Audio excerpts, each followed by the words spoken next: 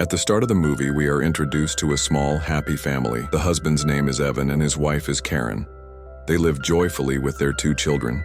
Karen works in an art gallery, while Evan is an architect by profession. One day, the couple decides to take their kids on a beach trip. However, at the last moment, Evan gets caught up with some urgent architectural work and he is unable to join them. So Karen heads out with the children while Evan stays behind at home with the family dog. Later that night, while Evan is busy working, the doorbell suddenly rings. When he opens the door, he finds 2 young women standing there, completely soaked from the rain. Their names are Belle and Genesis. They explain that they were on their way to a party but got lost, and the rain ruined their phones, leaving them unable to contact anyone. Out of kindness, Evan invites them inside. He offers them towels to dry off and hands one of them his iPad to search for the party's location. After checking, they realize the party is quite far away. To help them out, Evan books a cab, which is scheduled to arrive in about 45 minutes. Since they were drenched, both girls freshen up in the bathroom, while Evan prepares coffee for them. Afterward, they sit together and chat.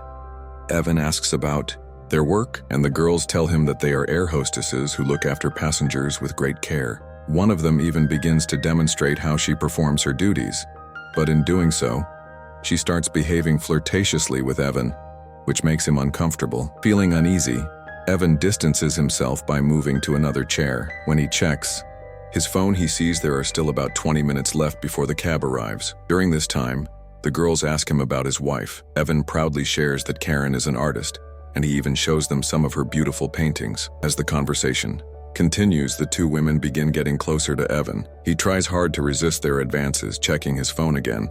This time, he notices there are only 5 minutes left for the cab to arrive, which finally gives him a sense of relief. Evan clearly disliked the behavior of those girls. Just a couple of minutes before the cab was about to arrive, Ella and Genesis disappeared into the bathroom. Evan quickly dried their clothes and knocked on the door, telling them, "Your cab is here and your clothes are ready." But instead of responding, the girls continued enjoying themselves, taking a bath and ignoring his words. Even after Evan's repeated requests, when they didn't come out, he finally stepped inside to hand them the clothes. To his shock, both of them were bathing naked. At that moment, the girls tried to seduce him further, insisting he should join them. They began getting close, but Evan resisted as much as he could. After all, he was a married man. Unfortunately, when they pushed too far, Evan lost control of his emotions. He first got intimate with them in the bathroom, and later in the bedroom as well. Meanwhile, the cab driver, after waiting outside for a while, left. The next morning, Evan woke up and assumed the girls had already gone. But soon,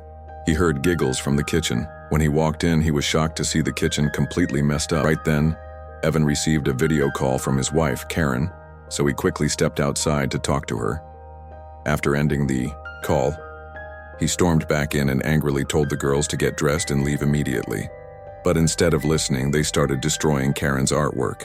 Furious, Evan threatened to call the police if they didn't stop. Instead of being scared, Bella and Genesis laughed and revealed something shocking. "We are underage, and last night you slept with us. If you call the police, you'll be the one going to jail." Hearing this, Evan realized the gravity of the mistake he had made. At that very moment, the doorbell rang. It was Karen's friend, Vivian, who had stopped by to check if Evan needed anything. Nervously, Evan tried to keep her distracted, but things got worse when Genesis suddenly walked out and began flirting with him right in front of Vivian. Vivian, disgusted by what she saw, assumed Evan was having an affair. She shouted at him angrily and left the house. This pushed Evan over the edge. Furious, he finally dialed the police for real. Seeing this, Bella and Genesis panicked. They begged Evan not to report them and agreed to leave immediately. Relieved but still shaken, Evan put them in his car, drove them far away, and dropped them off near another house. When he returned home, he was devastated to find the entire place trashed by the 2 girls. After sending the girls away, Evan began cleaning the mess they had left behind. Once the house looked somewhat better, he sat back down to continue his architectural work. But suddenly, he heard the sound of something falling. When he went to check, he saw that a family photo frame had dropped to the floor. As Evan bent down to pick it up, Genesis appeared from behind and struck him on the head with a fire extinguisher, knocking him unconscious. When Evan finally regained consciousness, he found himself tied up on the bed with ropes. He shouted at Genesis to untie him, but she ignored his pleas. Moments later, Belle entered the room. shockingly dressed in Evan's daughter's school uniform. Together, the two girls began trying to undress him. Evan resisted, but right then, Karen's video call came through on his phone. Smirking, Genesis threatened him. "If you don't do what we say and get intimate with Belle, strip you ourselves and show your wife everything on this call." Terrified, Evan gave in. Belle forced herself on him while Genesis filmed the whole scene. After some time, Genesis went outside to grab food, and Evan used every ounce of strength he had to break free from the ropes, while Belle was distracted. He shoved Belle away and rushed to confront Genesis.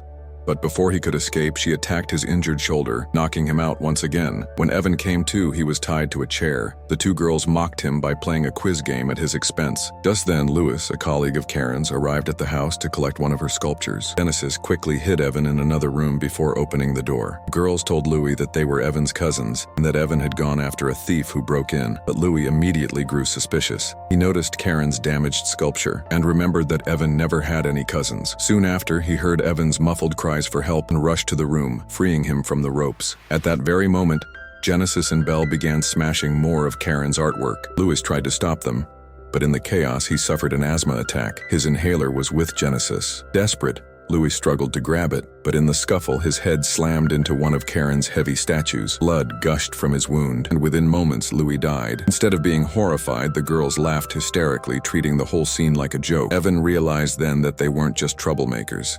They were complete psychopaths. He dragged Louis's body, stuffed it into his car, and staged text messages to make it look like Louis and Karen were having an affair. Their plan was to frame Evan, suggesting that in a jealous rage, he killed Louis. Meanwhile, Evan, still tied to a chair, struggled to reach his iPad in order to contact Karen, but Genesis caught him and violently snatched the device away. Furious, the girls trashed the house even more, cut Evan's hair short, and mocked him. During this, Genesis discovered Evan's hidden gun. Untying him partially, they explained their twisted idea. "We're going to play hide and seek. If we catch you, you die."